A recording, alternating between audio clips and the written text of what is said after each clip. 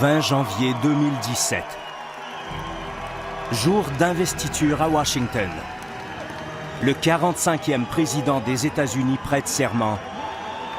Donald J. Trump. Unbelievable. Unbelievable. C'est ce jour que beaucoup pensaient ne jamais vivre. Ce jour à partir duquel les États-Unis changeraient à tout jamais. We're gonna make America great again.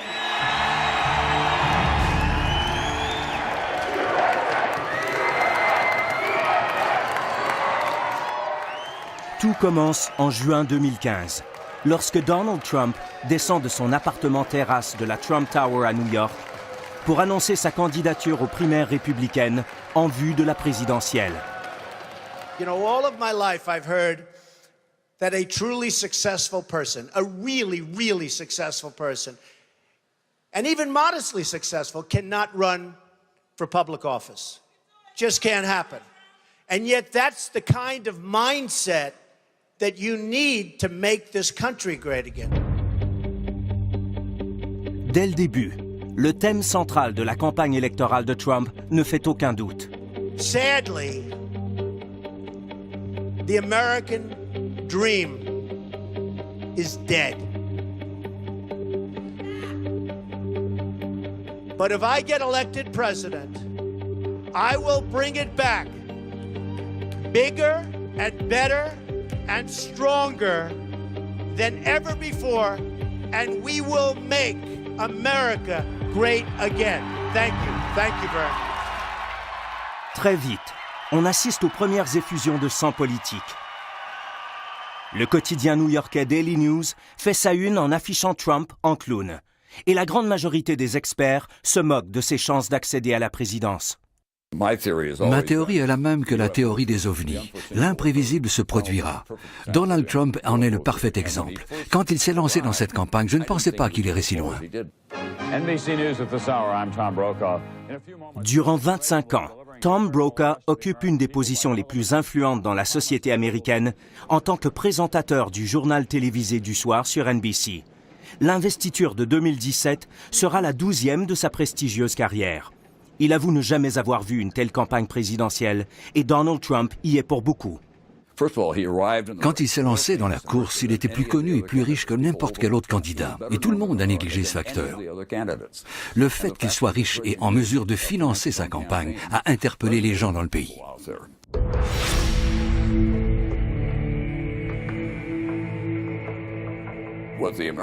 Ce que les Américains veulent vraiment, c'est la sécurité financière. Et ils ont le sentiment de ne plus l'avoir.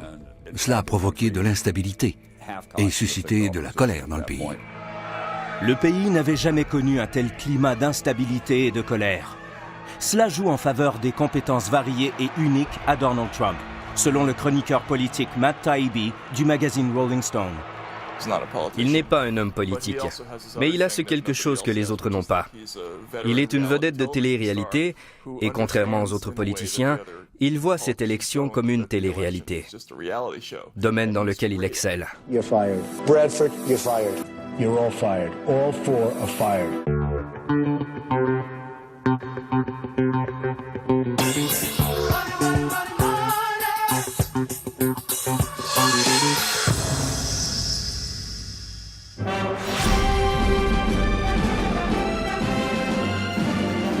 Le succès des 14 saisons de cette télé-réalité lui a permis de gagner un degré de notoriété allant bien au-delà de son nom.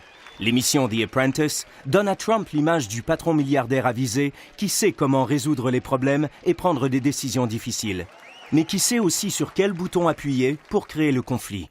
Bien avant que Trump ne se lance dans la course, le processus électoral était un exercice qui avait pour but de trouver le groupe de personnes responsables de vos problèmes. C'est comme cela que vous gagnez des élections aux États-Unis, ce n'est pas un secret, tout le monde le sait. Et Trump excelle vraiment bien dans ce domaine. Et si Donald Trump a un talent pour le jeu des reproches, ses partisans sont prêts à le croire, car ils ont le sentiment qu'on leur a volé leur part du rêve américain. They just love what we're doing. We're going to take the country back. We're going to make it great again. Et Trump attaque les groupes sur lesquels un grand nombre de ses partisans ont déjà un avis défavorable. En blâmant le terrorisme, il a dans sa mire les 1,6 milliard de musulmans dans le monde. Donald J. Trump is calling for a total and complete shutdown of Muslims entering the United States until our country's representatives can figure out what the hell is going on. Il y a deux nouvelles histoires sur nous. Ce n'est la faute de personne, mais elles existent. Il y a la mauvaise histoire où nous sommes décrits comme des militants armés terroristes, et il y a la version positive qui nous décrit comme de présumés militants armés terroristes. Dino Bedalla est un écrivain, animateur et humoriste de New York. Il est aussi un musulman né aux États-Unis. Pour lui, Trump est un homme d'affaires rusé qui connaît bien son marché. Dans la vie de nombreux Américains, les choses ne se sont pas passées comme ils le voulaient. La différence, c'est que la plupart des gens ne tiennent pas les Mexicains ou les musulmans responsables de leurs problèmes. Selon Obedalla, les musulmans américains sont inquiets et craignent que l'appel de Trump à l'interdiction d'entrer dans le pays ne soit qu'un début. C'est préoccupant. On sent une peur palpable, la peur que tout ça ne s'arrête pas là. There is a great hatred toward Americans by large segments of the Muslim population. Il a besoin de donner de la viande rouge à ses partisans, par exemple une carte d'identité spéciale pour les musulmans avec un registre spécial. Pourquoi pas des camps d'internement? These are people who only believe in jihad. They have no respect for human life.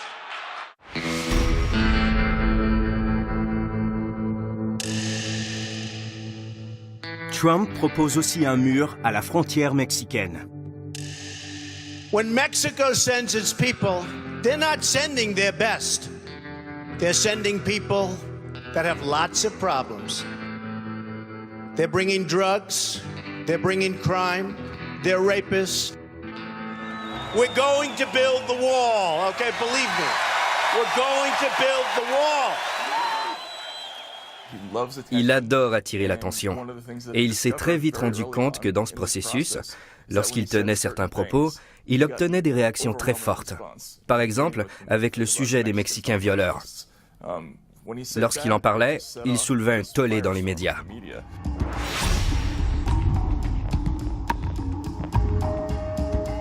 Ce message passe bien dans les campagnes américaines. Joe Arpaio, qui est shérif en Arizona, est connu pour ses méthodes musclées avec les immigrants illégaux. Il a donné son appui à la candidature de Trump à la présidence et à son mur. Quand on parle de frontières, l'immigration illégale n'est pas l'unique problème.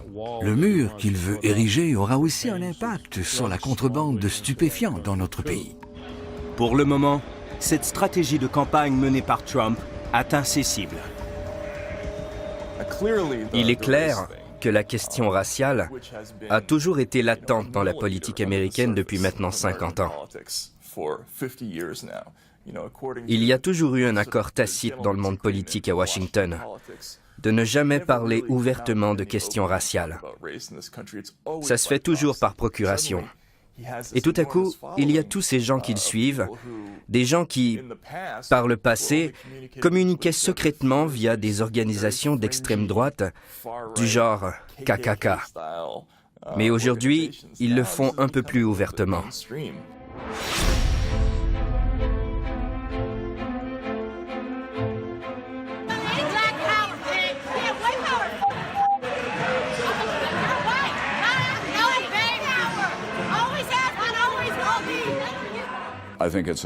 Selon moi, c'est plus culturel et racial qu'autre chose. Si 11 millions de Canadiens entraient illégalement aux États-Unis et acceptaient les emplois que les Américains ne veulent pas prendre, les gens diraient « Comment faire d'eux des citoyens? Comment pouvons-nous les aider ?»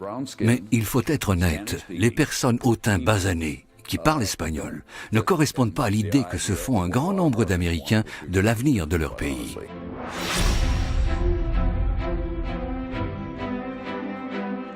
Le mélange de race et l'absence de rectitude politique ne sont pas des thèmes nouveaux pour Donald Trump. Et son message commence à porter ses fruits. De récents sondages des primaires montrent que les 3/4 de ses partisans sont favorables à ce que l'entrée aux États-Unis soit interdite aux musulmans. Et Trump a toujours été doué pour semer la zizanie lorsqu'il s'agit de séparer les traîtres des patriotes. Il est le chef de file des birthers et défie le président Barack Obama de prouver qu'il est bien né sur le sol américain et qu'il est, par conséquent, un président légitime. I'm very honored to have gotten him to release his long-form birth certificate, or whatever it may be.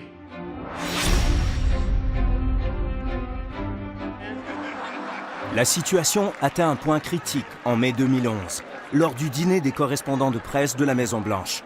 Barack Obama est l'invité d'honneur. Est aussi présent l'homme qui met en doute la légitimité de sa présidence. Donald Trump has been saying that he will run for president as a Republican, which is surprising since I just assumed he was running as a joke.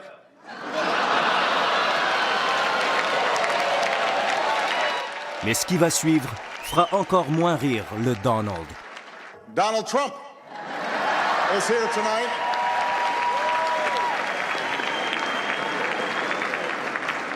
No one is happier, no one is prouder to put this birth certificate matter to rest than the Donald. And that's because he can finally get back to focusing on the issues that matter. Like, did we fake the moon landing? What really happened in Roswell? And where are Biggie and Tupac?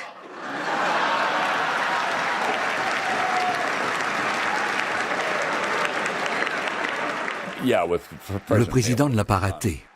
Je crois qu'il était furieux. Il a dû se dire, comment ose-t-il m'attaquer? Je suis plus important que lui. All kidding aside, obviously we all know about your credentials and breadth of experience. En effet, certains pensent que le fait d'avoir été la cible de l'humour de Barack Obama ce soir-là pourrait avoir poussé Donald Trump à se lancer dans la...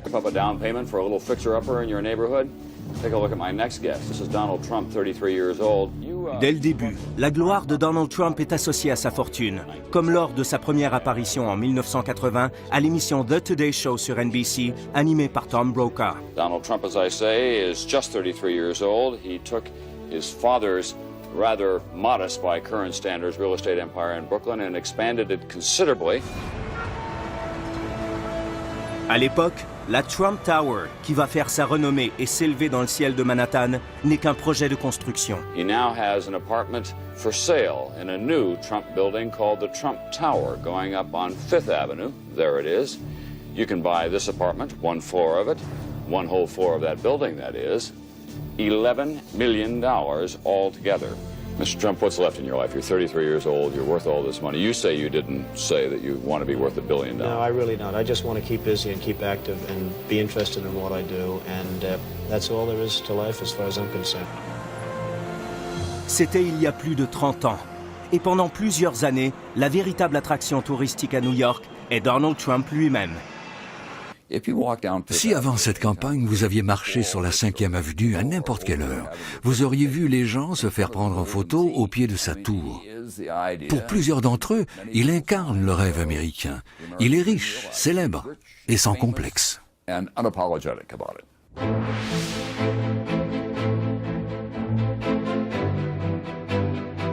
Il crie haut et fort avoir bâti sa propre fortune, mais il est né avec une cuillère en argent dans la bouche et c'est ce qui lui permet de se lancer. Fred, son père, s'est construit une fortune de 200 millions de dollars en bâtissant des maisons dans des quartiers à l'extérieur de New York. Lorsque son fils se lance dans les affaires, Fred est là pour l'aider. Il lui a fourni des garanties de financement et l'a présenté à ses propres banquiers pour qu'il obtienne un emprunt de 35 millions de dollars, ce qui lui a permis de se lancer dans les affaires. Fred a dû fournir une garantie pour les prêts. Wayne Barrett, un journaliste d'enquête de New York, écrit un premier article de fond sur le jeune et nouveau magnat de l'immobilier à Manhattan, puis une biographie non autorisée en 1992. À cette époque, Trump est au bord de la faillite. Il menace de poursuivre Barrett en justice et le fait arrêter dans un de ses casinos. Selon Barrett, les premiers projets de Trump à Manhattan coûtent des centaines de millions de dollars et le financement est arrangé par son père. Peu de temps après, le fils devient une marque de commerce. Le nouveau visage du jeune Donald, qui se lance dans ce projet gigantesque, attire les médias. Mais il existe toujours des controverses. Selon Barrett, à ses débuts à New York, Trump a déjà des liens avec des membres connus du crime et il en a aussi lorsqu'il fait construire ses casinos à Atlantic City. Oui, partout où Donald allait, il avait toujours des amis et des alliés dans la mafia. Un autre événement au début de la carrière de Trump le poursuit encore. Alors qu'il gère les locations des logements de son père, le ministère de la Justice fédérale les accuse de refuser des locataires, plus particulièrement les Noirs. Les Trump vont finalement signer un accord s'engageant à ne pratiquer aucune forme de discrimination. Mais la réputation de Donald Trump quant à ses préjugés raciaux le suit depuis cette époque, même lors de ce bien cuit télévisé. Donald say he wants to run for president and move on into the White House. Why not? It wouldn't be the first time you pushed a black family out of their home.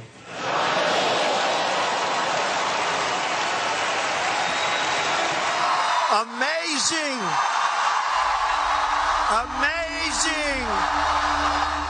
Mais le sujet ne fait plus rire et Trump continue de faire l'objet d'accusations de racisme. Par exemple, selon ce gazouillis, 81% des victimes d'homicides de race blanche aux États-Unis sont tuées par des Afro-Américains. Ce qui est absolument faux. Et aucun des autres faits affichés n'est vrai.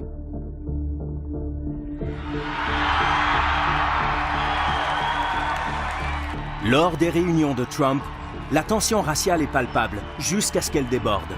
En fait, chaque rassemblement commence avec un message inquiétant destiné au public. Avant l'événement, l'annonceur dit au public « Si quelqu'un se lève et commence à semer le trouble, s'il y a un manifestant au milieu de la foule, s'il vous plaît, ne le touchez pas, ne lui faites pas de mal. » Ils expliquent qu'il faut l'encercler, scander « Trump, Trump, Trump » et attendre que les gens de sécurité évacuent la personne.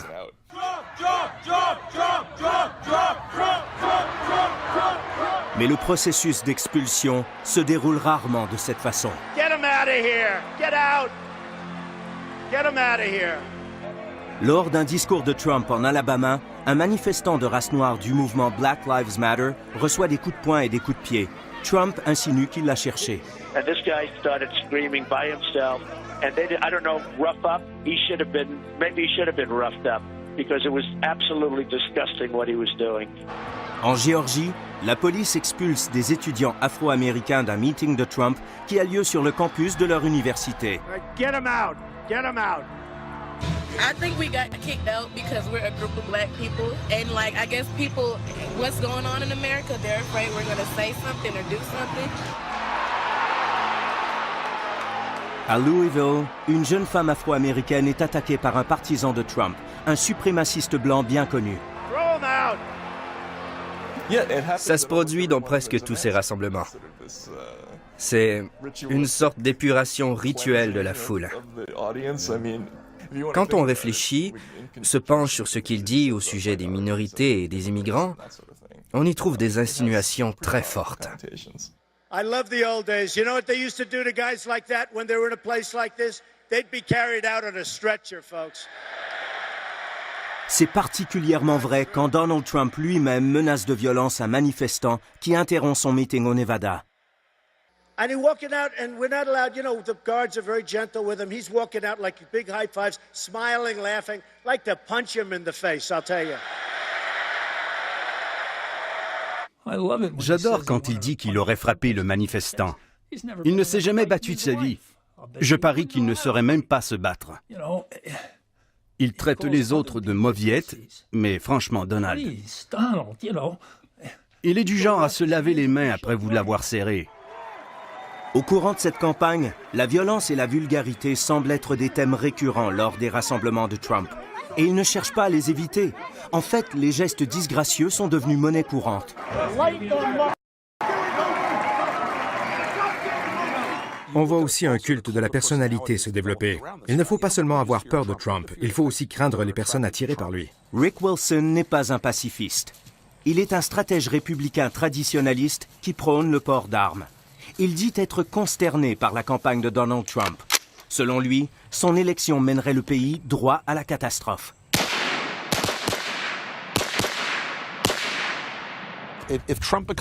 Si Trump devient le candidat républicain et que par malheur, il est élu président, Ses partisans vont s'attendre à des mesures concrètes de sa part. On a pu constater le côté brut et avoir un avant-goût de l'Amérique de Trump lors de ses réunions avec ses « sortez-les » et ses « j'ai envie de lui mettre mon poing sur la gueule ». Quiconque s'intéresse à la psychologie des foules devrait s'inquiéter, car Donald Trump sait très bien les manipuler et les exploiter. Tell me, isn't it fun to be at a Trump rally? Isn't this fun?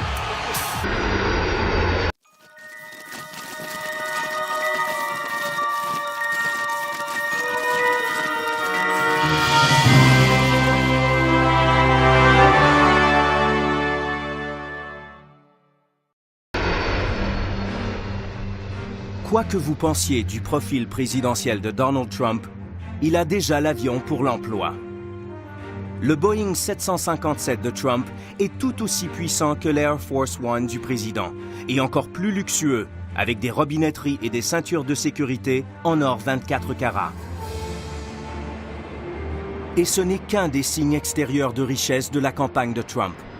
Qu'on le qualifie de mâle alpha ou d'égotiste, il est convaincu d'être le seul à avoir les compétences pour être le PDG des États-Unis, selon le journaliste Tom Brokaw.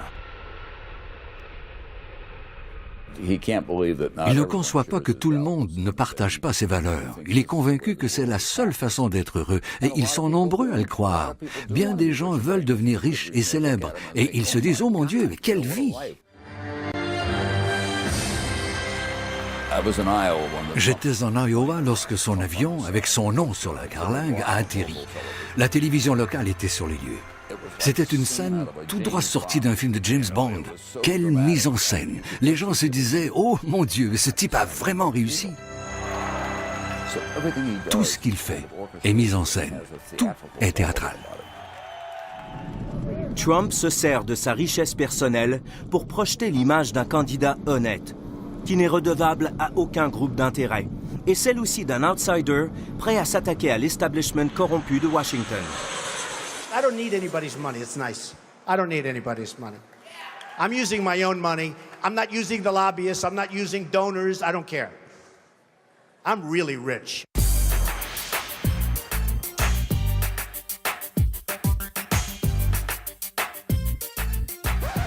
C'est le rôle que Donald Trump joue à la fois à l'écran et en coulisses, selon l'écrivain Matt Taibbi.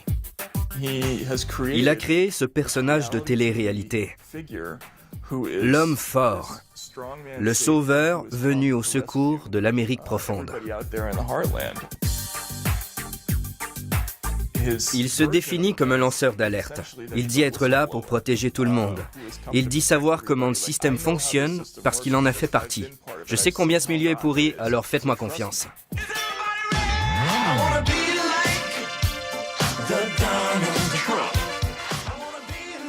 Imaginez le héros du peuple du 21e siècle, le milliardaire Robin des Bois, célébré par des chansons sur Internet et partout dans la culture américaine.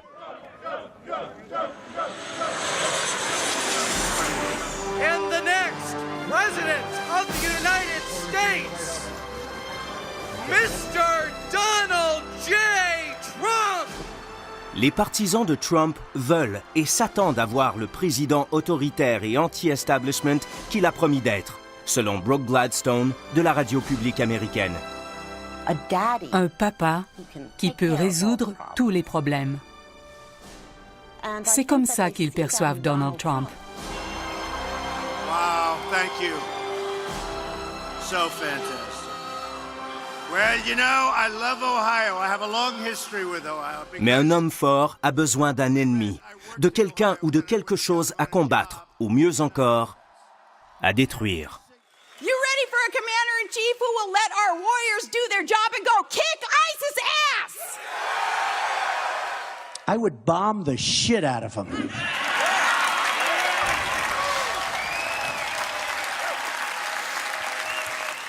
La journaliste à la radio publique américaine Brooke Gladstone affirme qu'en ayant recours aux préjugés et à la peur, Trump correspond à la définition classique du démagogue. Donald Trump est un vrai démagogue, Les faits ne comptent pas, qu'ils soient exacts ou inexacts, il s'en fiche, tant qu'ils lui sont utiles.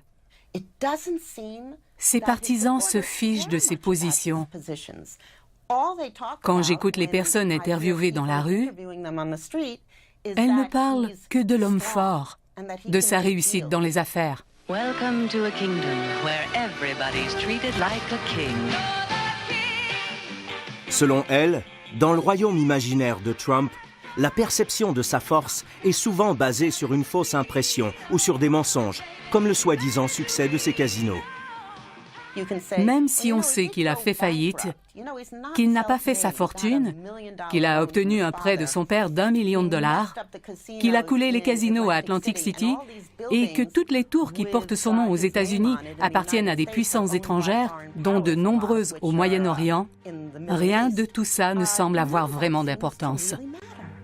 Trump, l'homme fort, se sent proche d'autres hommes forts. Il cite Mussolini et parle de Vladimir Poutine dans des termes flatteurs. He's actually liked in his country, which is hard to believe, because he's essentially a dictator. And I think he has an 80% approval rating, which, any politician in this country would love to have.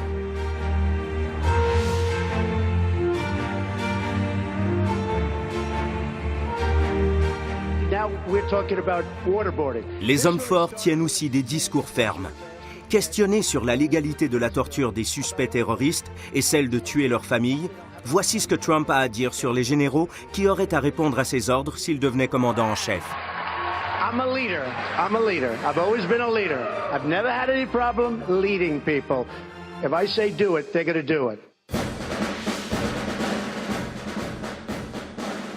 So, prior to Paris, which was a disaster, which, by the way, if some of the people in those places where it was slaughter, absolute slaughter, had guns, you wouldn't have had the carnage that you had in Paris. You wouldn't have had that carnage.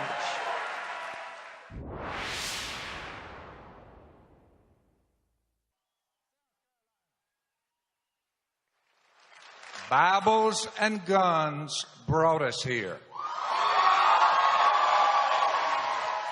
Aux États-Unis, de nos jours, il existe un article de foi selon lequel la force vient de l'intérieur. Chaque candidat à la présidence doit donc être un homme ou une femme de Dieu. I brought my Bible. La foi est aussi pour Donald Trump une condition préalable pour faire campagne. You know, it's First Presbyterian Church, Jamaica, and this was written by my mother, with my name, it's a long time ago. Le journaliste d'enquête et biographe de Trump, Wayne Barrett. Parmi toutes vos recherches au cours de ces nombreuses années, avez-vous constaté que la foi chrétienne était très présente dans sa vie? C'est une totale imposture. Une véritable imposture. Vous remettez en question sa foi? Un jour, lors d'une entrevue, je l'ai entendu dire « Je vais à l'église à Pâques et à Noël ». Puis il s'est gratté la tête et a dit « Oh, et puis les dimanches. J'y vais parfois le dimanche. » Non, mais franchement.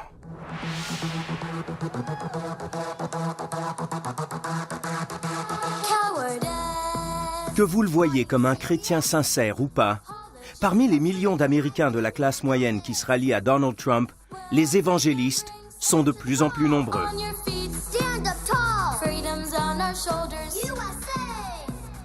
We won with highly educated. We won with poorly educated. I love the poorly educated. Il a dit l'autre soir aimer les moins éduqués. Mais dans la réalité, avant cette année, il n'avait probablement jamais discuté de sa vie avec le genre de personnes qui viennent à ces rassemblements.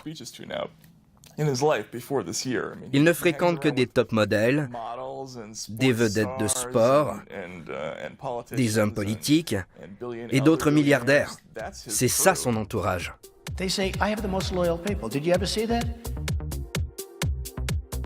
I could stand in the middle of Fifth Avenue and shoot somebody and I wouldn't lose any voters, okay? It's like incredible. En effet, le nombre de partisans de Trump s'est étendu au-delà de sa base, qui au départ n'était constituée que d'hommes blancs en colère qui se sentaient laissés pour compte par les élites américaines.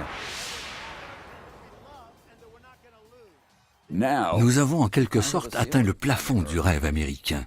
Ces personnes sont malheureuses et déçues, avec raison, de la façon dont les États-Unis sont gouvernés. Notre Congrès n'a jamais été aussi boiteux, aussi bien chez les démocrates que chez les républicains.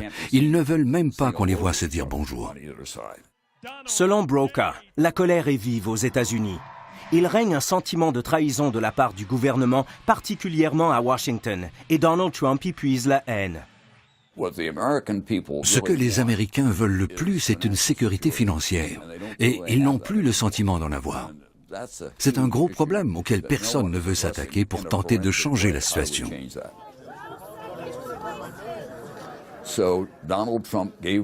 Alors, Donald Trump a su exprimer leur colère. Et maintenant, il est possible qu'il soit nommé candidat et qu'il soit élu. Selon moi, c'est encore loin d'être gagné. Mais nous avons eu quelques surprises au cours des 9 derniers mois. 21 janvier 2017, le lendemain de l'investiture, le premier jour de la présidence de Donald J. Trump. Dans le bureau ovale, le 45e président des États-Unis se met au travail. Mais qu'y a-t-il sur la liste des choses à faire d'un homme apparemment élu parce que les Américains sont en colère contre tout le monde? Le présentateur légendaire Tom Brokaw a vu les présidents se succéder. Mais selon lui, aucun n'a connu une courbe d'apprentissage comme celle qui attend Donald Trump. Je ne pense pas qu'il soit conscient de la complexité de la fonction. C'est de loin le travail le plus difficile au monde. Vous n'êtes pas simplement le visage public de la Maison-Blanche. Vous devez en comprendre tous les rouages. Vous devez instaurer une politique de sécurité nationale et une politique étrangère pertinente, ainsi qu'une politique économique qui s'applique à toute l'Amérique et pas seulement à un secteur ou à un autre.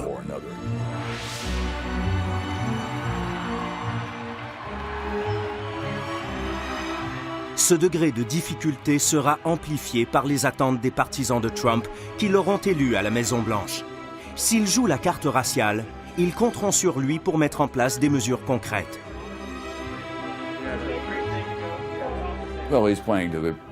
Il courtise un groupe qui pense que l'Amérique devrait être chrétienne et blanche, que les musulmans sont responsables de tous leurs problèmes, uniquement parce que ce sont des musulmans qui étaient impliqués dans l'attaque du World Trade Center et du Pentagone. Tous les musulmans sont donc coupables d'une façon ou d'une autre. The U.S. has become a dumping ground for everybody else's problems. Thank you. Je ne vois pas ce qui pourrait l'empêcher, s'il était président des États-Unis, d'essayer de construire un mur et de déporter des millions de Latinos. Le journaliste d'enquête et auteur Wayne Barrett prédit qu'en tant que président, Trump ferait tout pour tenir ses promesses. Le mur, l'interdiction aux musulmans d'entrer sur le territoire, les déportations. Ce serait immonde. Vous imaginez les déportations massives dans ce pays? Mais je crois qu'il essaierait de le faire.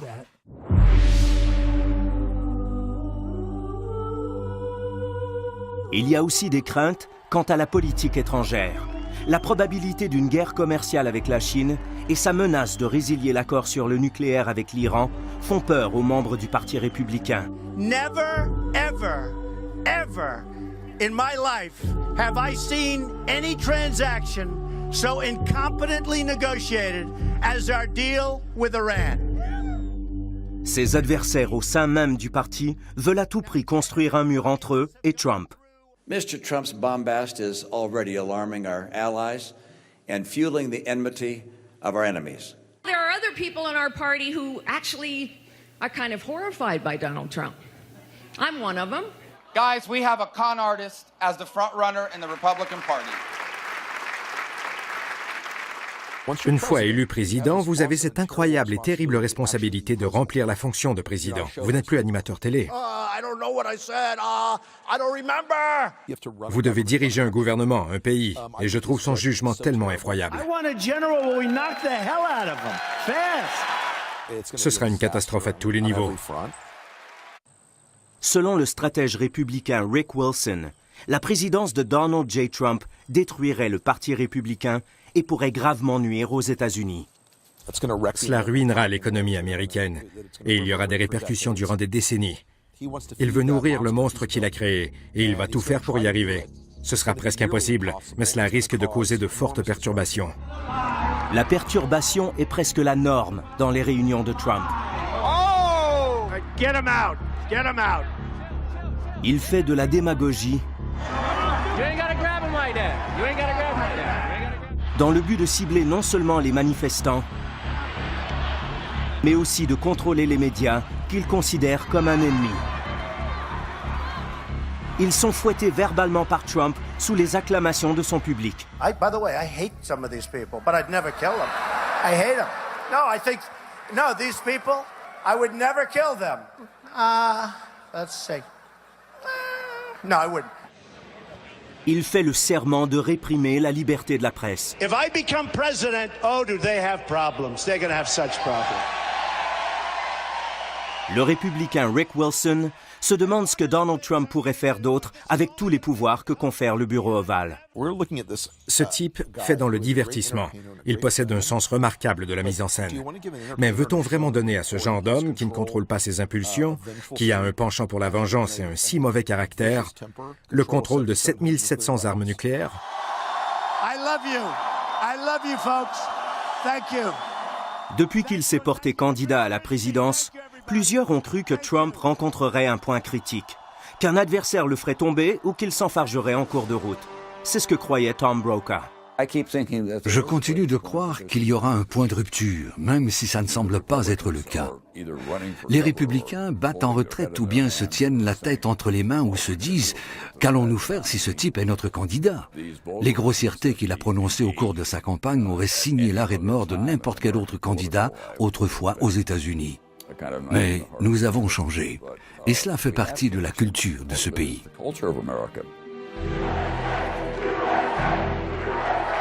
C'est la raison pour laquelle c'est un des épisodes les plus extraordinaires de la politique américaine. La femme qui espère entrer dans l'histoire à la Maison-Blanche doit se préparer à un combat impitoyable. People ask me all the time, well, who do I want to run against? That's not for me to decide. But given what they've all said, I will take any one of them. Un milliardaire qui se fait passer pour le défenseur des moins nantis. Son propre parti qui se bat contre son candidat présumé. La vulgarité et les demi-tés. Et un discours novateur. Le rejet de tout le blâme sur l'establishment. Il s'agit soit d'une stratégie politique brillante, soit d'une tempête politique parfaite. Ce qu'il a fait est brillant à différents points de vue. Il a manipulé tout le système politique et médiatique. C'est une arnaque bien pensée. Les personnes qui ont tout perdu ne le réalisent que trop tard. C'est ce qui se passera avec Trump. Les gens ne s'en rendront pas compte tant qu'il ne sera pas installé à la Maison-Blanche.